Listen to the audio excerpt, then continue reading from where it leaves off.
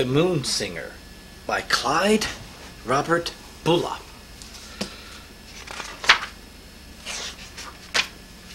Long ago, in a far country, there lived a miller and his wife.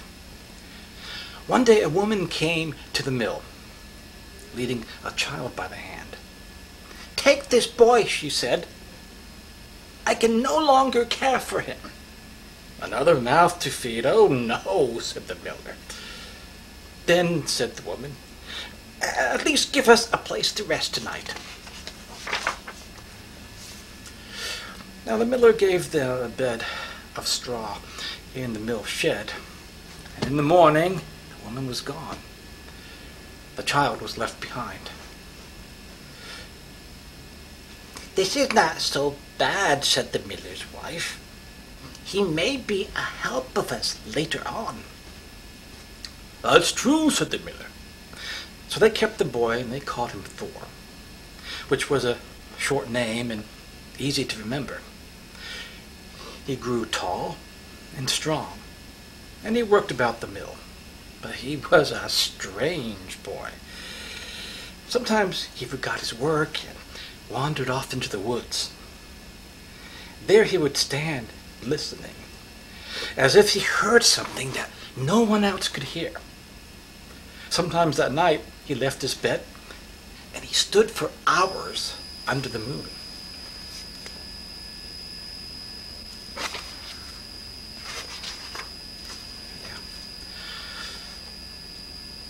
On a summer night, the miller and his wife wakened to the sound of singing. The voice was clear and high. The song was one they've never heard of before. And they went to the window. "It's Tor," said the miller's wife. The boy was standing in the moonlight, and he was singing with his face toward the sky. The miller ran out in his nightshirt. "Stop your noise," he said. "You wake the whole village." And he dragged Tor inside. He shook him and he boxed his ears. After that, the boy sang no more where the miller and his wife might hear. Late at night, he went deep into the woods, and there he sang. A hunter heard him, and he drew near to listen. Afterward, he talked in the village of the boy who sang. "His music sends chills down my spine," he said. "But I would go a long way to hear it." And others went into the woods to listen. "The boy is mad," said one of them. "He may bring harm to us." "Oh, he has a gift," said the old music master who lived in the village. "He cannot sing at home, so he sings in the woods.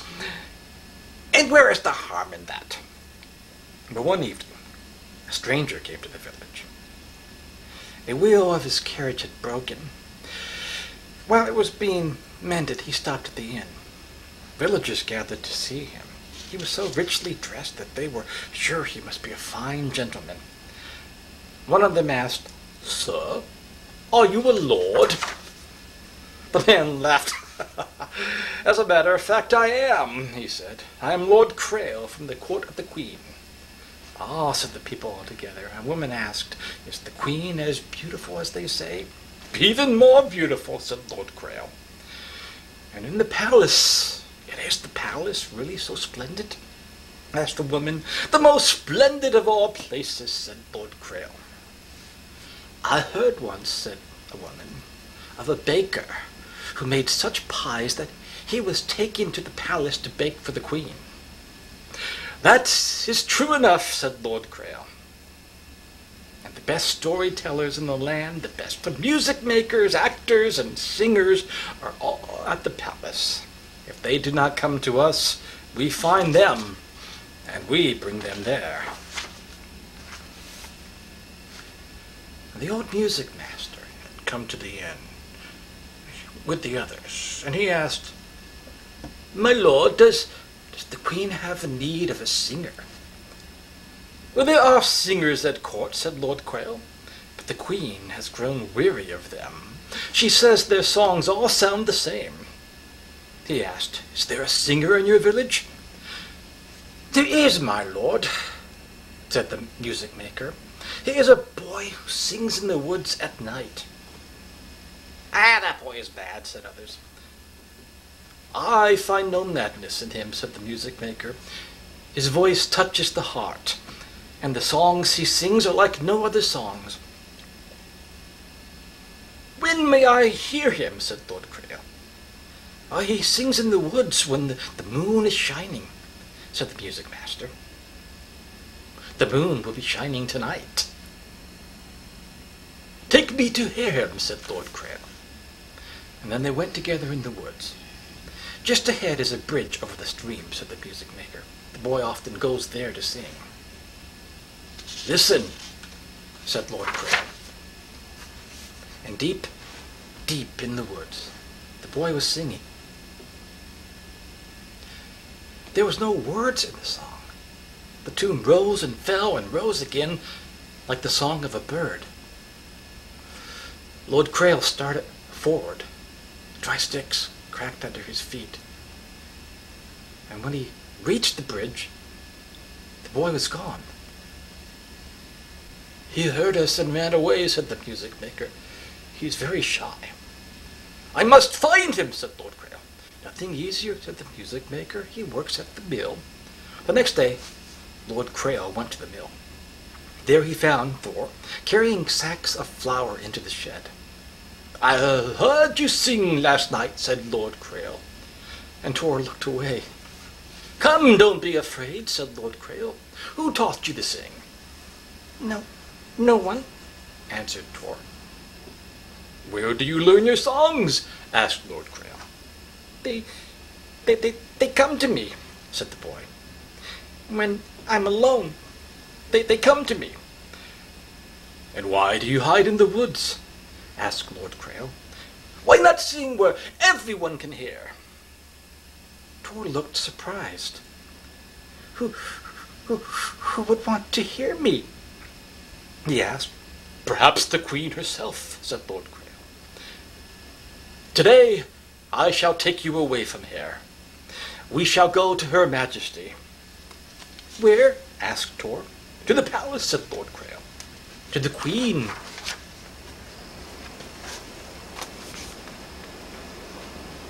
"Uh-oh, it's raining." The miller, he'd been listening. He spoke up. "My lord, how can we ever thank you? My wife and I brought up the boy as if he were our own. We always knew there was great things in store for him. Tell me, will he live in the palace?" "Most likely," said Lord Crail. "Will he be paid well?"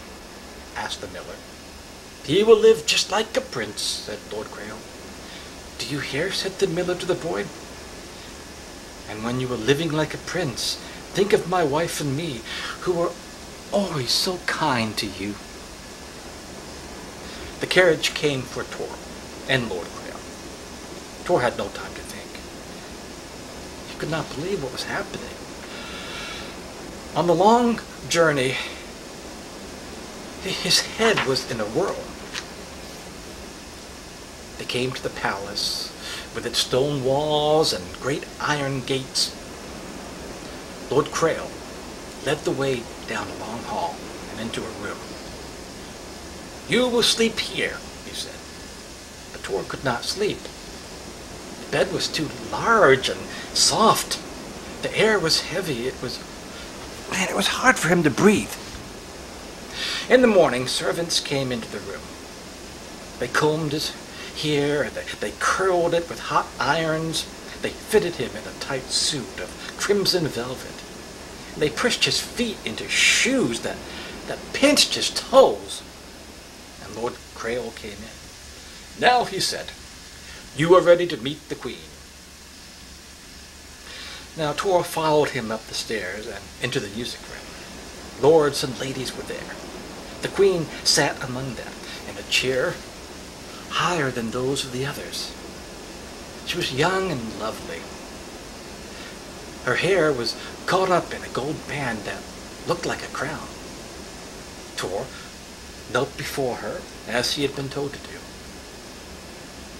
"Lord Crail says he found you singing in the moon," she said.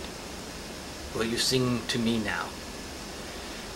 As Tor stood before the queen, he felt cold, and he trembled. He opened his mouth, and no sound came out. "Sing," said Lord Crail in a fierce whisper. Again Tor tried. His throat was dry, and no song came out. Lord Crail bowed to the queen. "Your Majesty, the boy is not quite ready. After he has rested, I promise you he will sing even better than ever. Let me bring him before you tomorrow."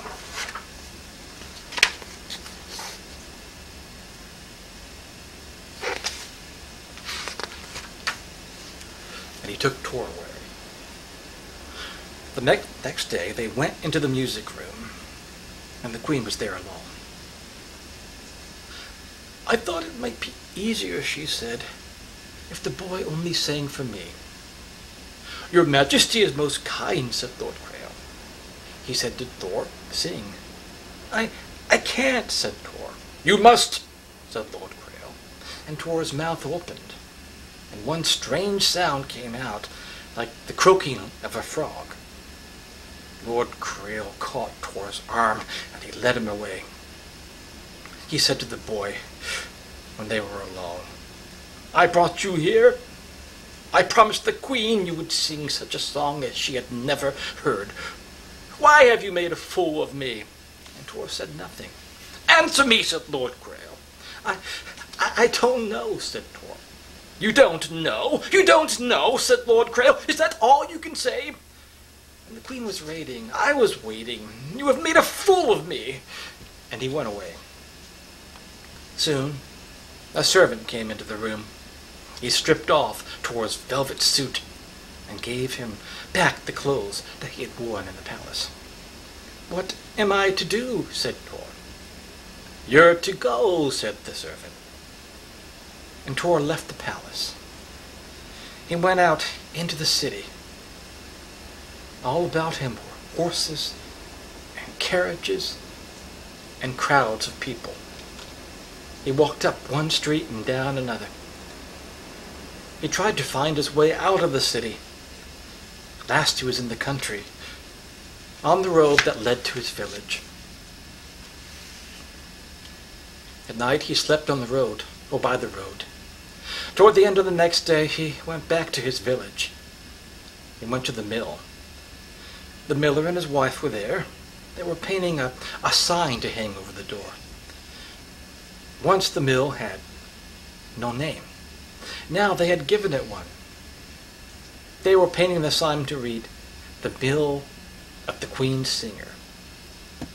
They stared at Tor. "You're home," said the miller's wife. "Why aren't you in the palace?" asked the miller. They sent me away," said Tor. "Didn't you go there to be the Queen's singer?" asked the miller. "Yes," said Tor, "but I couldn't sing." "Why not?" asked the miller's wife. "I don't know," said Tor. "The walls shut me in, and the air pressed down on me, and I couldn't sing."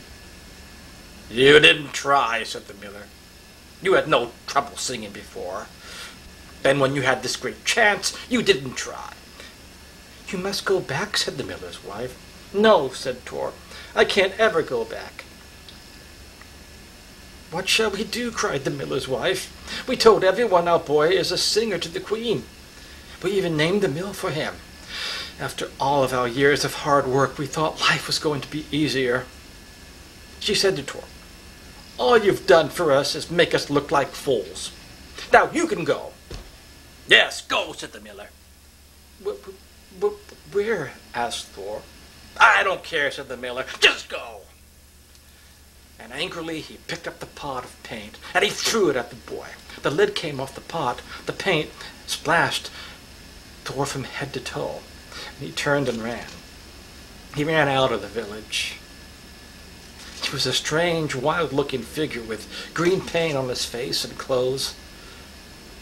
"See the green-faced scarecrow," people said as they drove him away.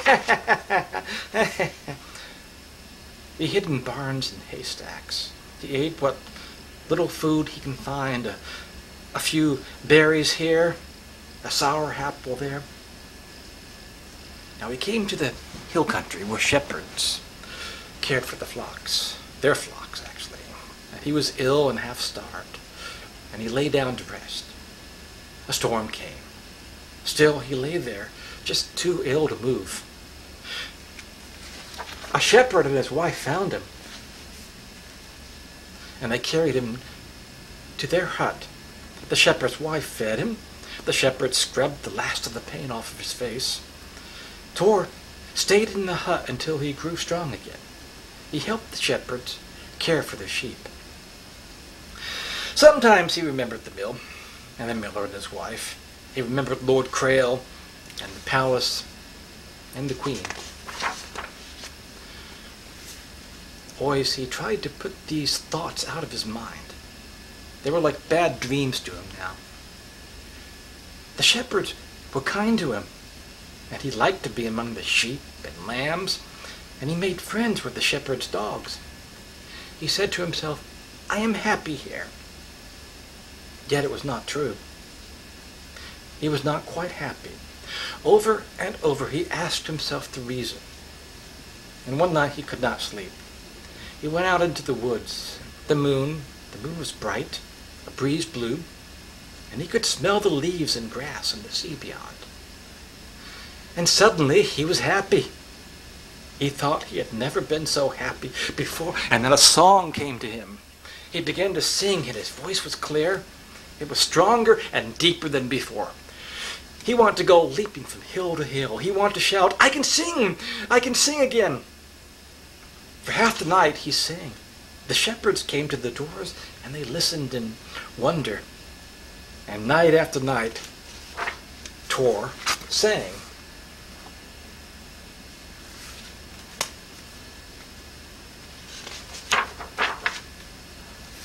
And word traveled across the land of the singing shepherd boy.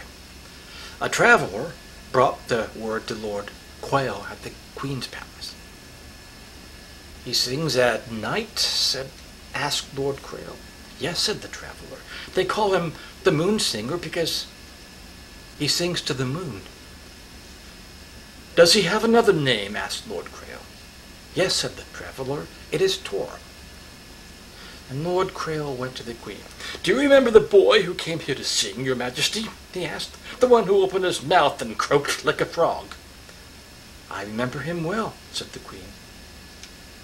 "He was only pretending," said Lord Quail. "All the time he could sing. He is singing now in another part of the country." Why should he pretend he could not sing?" asked the Queen. "I mean to find out," said Lord Quail. "I mean to bring him here again.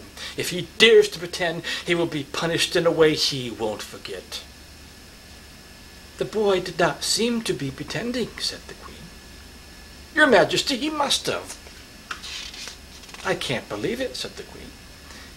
"And as much as I wish to hear him, it doesn't seem right to bring him here again." "Then how can you hope to hear him?" asked Lord Quail. "I could go to him instead," she said. "Your Majesty," cried Lord Quail, "you can't do that."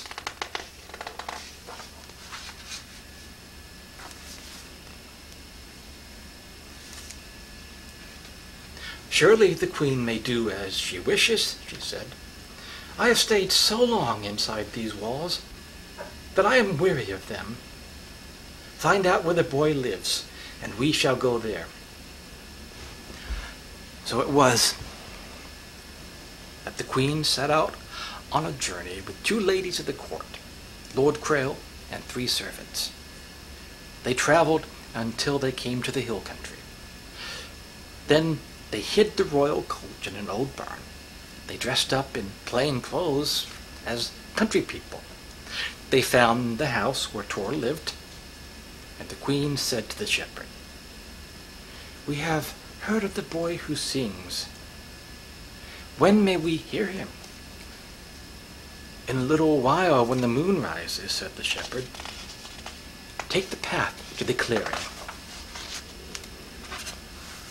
in the woods. Many go there to listen, but they keep themselves hidden because the boy is shy." The queen and her party went down the path and into the woods. When they came to the clearing, they waited in the shadows. Others were waiting there too. Shepherds were there with their wives and their children, and then the moon rose. By its light they saw the boy in the clearing, and he began to sing. "Oh, beautiful," whispered the queen. "You see," Lord Crail whispered back, "all the time he could sing. He shall be brought to the palace, and—" "No," said the queen. "Can't you see? He belongs here." "But, Your Majesty, you have a right to hear him whenever you wish," said Lord Crail.